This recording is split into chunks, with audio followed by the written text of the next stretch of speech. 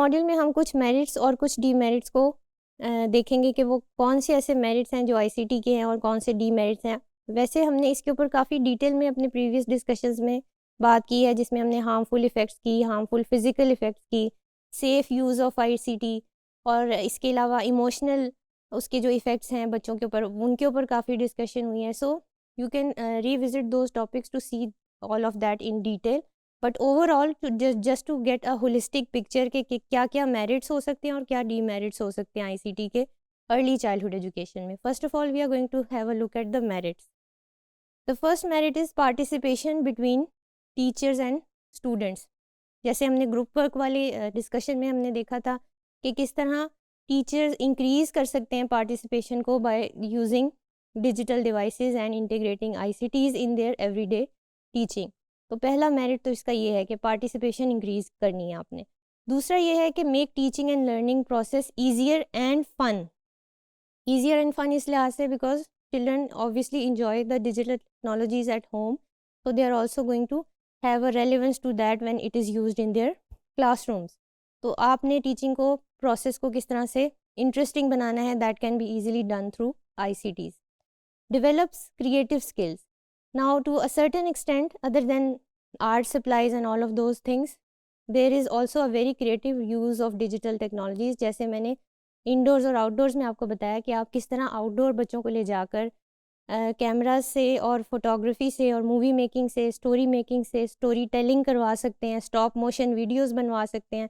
So all of this is adding to the creative element in their early childhood education. फिर उसके बाद it helps to improve teaching skills. It helps in evaluation and assessment. Teaching के लिए, lesson planning के लिए, बच्चों की assessment के लिए, उनकी प्रोफाइलिंग के लिए आप ICTs का बहुत ईजीली यूज़ कर सकते हैं। You can increase the productivity of students by using digital technologies, provide up to date content. Obviously information इतनी तेज़ी से renew और refresh हो रही है, you can have a grasp of that information and present it in your class. Then lastly promote mainstreaming, या जिसमें हमने inclusiveness की बात की थी और हमने कहा था कि कौन से components हैं जो एक inclusive school में हो सकते हैं, inclusive classroom कैसा हो सकता है, तो inclusive behaviors को हम कैसे promote कर सकते हैं. So all of that was also a merit of ICT. Now it all lies in the what, how, when and why.